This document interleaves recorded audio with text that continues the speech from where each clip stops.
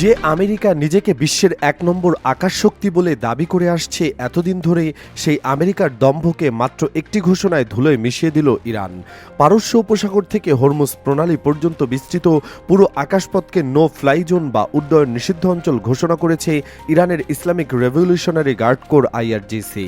আর এই পদক্ষেপে মধ্যপ্রাচ্যের বুকে রীতিমতো খাঁচায় বন্দী হয়ে পড়েছে আমেরিকা।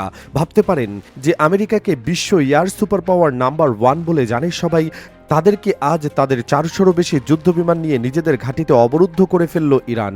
জর্ডান, সৌদি আরব, কাতার, সংযুক্ত আরব আমিরাতের সুবিশাল মার্কিন এয়ারবেসগুলোতে এখন থমকে আছে F-35 lightning II, F-22 Raptor এবং F-15 ইগলের মতো বিশ্বের সবচেয়ে শক্তিশালী যুদ্ধবিমানগুলো।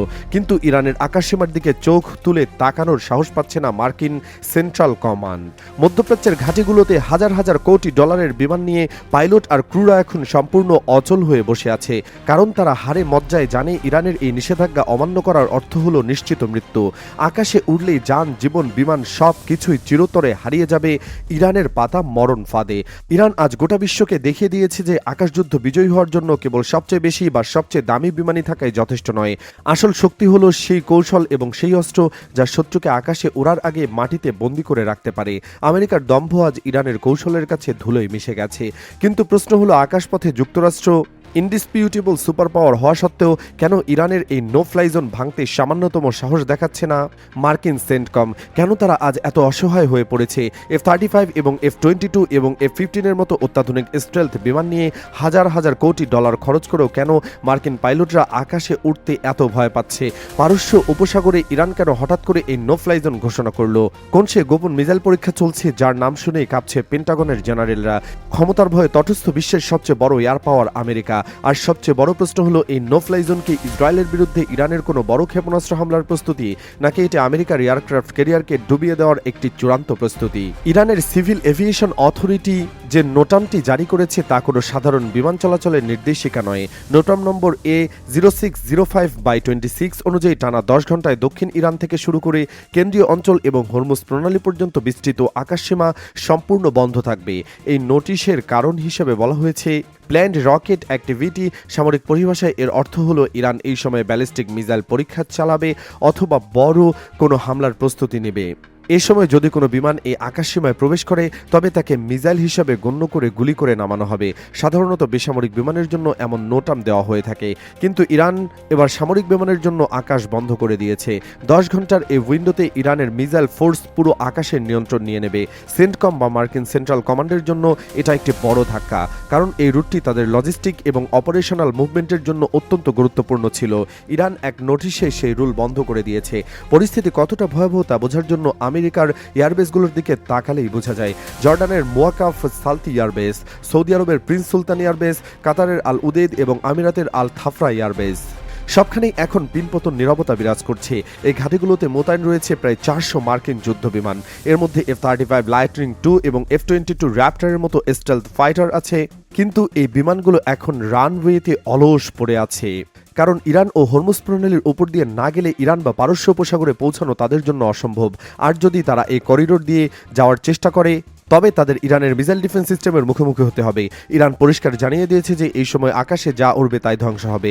সেন্টকম এখন সম্পূর্ণ অসহায়। তাদের হাতে 400 বিমান আছে, কিন্তু ওড়ানোর আকাশ নেই। এটি আমেরিকার বিমান বাহিনীর ইতিহাসে এক বিরল এবং লজ্জাজনক ঘটনা হিসেবে দেখা হচ্ছে। তারা নিজেরা উঠতে পারছে না, আবার ইরানের মিসাইলও আটকাতে পারছে না। শুধু বিমান বন্দী নয়, মার্কিন পাইলটদের মনে বলেও বড়সড় চিট ধরেছে। আল উদেদ ঘাঁটি থেকে খবর আসছে F-35 এর পাইলটরা এই পরিস্থিতিতে উঠতে অস্বীকৃতি জানাচ্ছেন। তারা কমান্ডারদেরকে জানিয়ে দিয়েছেন যে তারা সুইসাইড মিশনে যাবেন না। ইরানের মিসাইল ডিফেন্স সিস্টেম এতটাই শক্তিশালী যে পাইলটরা জানে রাডারে ধরা পড়লে বাঁচার সম্ভাবনা শূন্য। আমেরিকার বিমান বাহিনীর ইতিহাসে এমন বিদ্রোহ আগে কখনো দেখা যায়নি বলেই জানা যাচ্ছে। অন্যদিকে এই নো ফ্লাই জোন বা আমেরিকার লজিস্টিক চেন বা রসদ সরবরাহের পথ সম্পূর্ণ ভেঙে দিয়েছে। জর্ডান থেকে ইরাক বা সিরিয়ার মার্কিন ঘাঁটিতে খাবার, ওষুধ এবং গোলাবারুদ পাঠানোর একমাত্র পথ ছিল এই আকাশসীমা। এখন সেই পথ বন্ধ। সিরিয়ার আলতনফ ঘাঁটিতে থাকা মার্কিন সেনারা এখন অবরুদ্ধ অবস্থায় রয়েছে। তারা জানে না পরবর্তী সাপ্লাই কবে আসবে। ইরান যেন এক ঢিলে দুই পাখি মেরেছে। একদিকে বিমান আটকে দিয়েছে, অন্যদিকে সেনাদের অনাহারে মারার ব্যবস্থা করেছে। পেন্টাগন এখন বিকল্প পথ খুঁজছে, কিন্তু সময় তাদের হাতে নেই। 10 ঘন্টা হয়তো হয়তো কম মনে হতে পারে, কিন্তু যুদ্ধের ময়দানে এই 10 ঘন্টার হারজিত নির্ধারণ হয়ে যেতে পারে। আমেরিকা আজ নিজেদের পাতা ফাঁদেই আটকা পড়েছে। আমেরিকা কেন এত ভয় পাচ্ছে সেটা বুঝতে হলে ইরানের অস্ত্র ভাণ্ডারের দিকে তাকাতে হবে, কারণ ইরানের হাতে এমন সব অস্ত্র আছে যা আমেরিকার স্টেলথ বিমানকেও ধ্বংস করতে পারে। ইরানের নিজস্ব তৈরি বাফার 373 এয়ার ডিফেন্স সিস্টেম রয়েছে, এটি F-35কেও শনাক্ত করতে সক্ষম। রাশিয়ার দেওয়া S-400 মিসাইল রয়েছে, যার রাডার 600 কিলোমিটার পর্যন্ত দেখতে পাওয়া যায় এবং 400 কিলোমিটার দূরের বিমান নামাতে সক্ষম।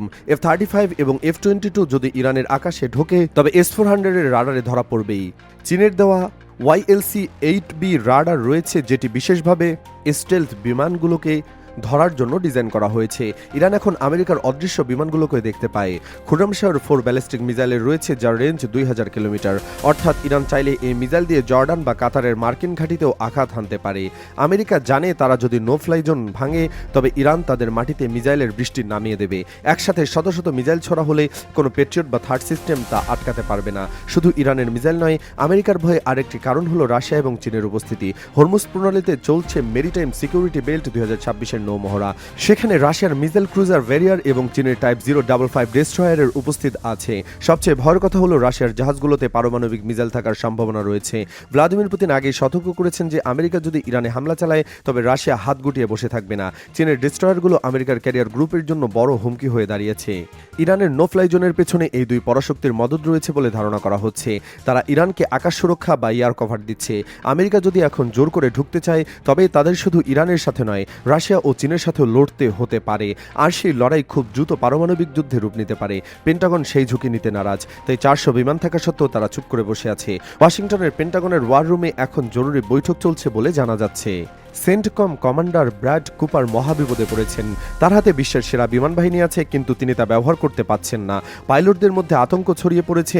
তারা জানে ইরানের আকাশ এখন এক মরণ ফাঁদ, সেখানে ঢুকলে আর ফিরে আসা যাবে না। ডোনাল্ড ট্রাম্প এখন নীরব রয়েছেন। তিনি হয়তো বুঝতে পারছেন ইরানের সাথে লাগতে যাওয়া মানেই নিজের পতন ডেকে আনা। ইসরায়েল এখন সম্পূর্ণ একা হয়ে পড়েছে। তারা ভেবেছিল আমেরিকা তাদের আকাশ সুরক্ষা দেবে, কিন্তু আমেরিকা নিজেই এখন অবরুদ্ধ। সেখানে তারা ইসরায়েলকে কিভাবে বাঁচাবে? তেল আবিবে এখন হাহাকার চলছে। নেতানিয়াহু বুঝতে পারছেন ইরানের এই মিসাইল পরীক্ষার আসল লক্ষ্য ইসরায়েল হতে পারে। 10 ঘন্টার এই নো ফ্লাই জোনের আড়ালে ইরান হয়তো ইসরায়েলের উপর বড় কোনো হামলার প্রস্তুতি নিচ্ছে, আর আমেরিকা চেয়ে চেয়ে দেখছে। আজকের এই ঘটনা প্রমাণ করে দিচ্ছে যে প্রযুক্তির চেয়ে কৌশল বড়। ইরান একটিমাত্র নোটাম জারি করে আমেরিকার 400 বিমানকে অকেজো করে দিয়েছে। এটি আমেরিকার বিমান শক্তির জন্য এক চরম অপমান হিসেবে দেখা হচ্ছে।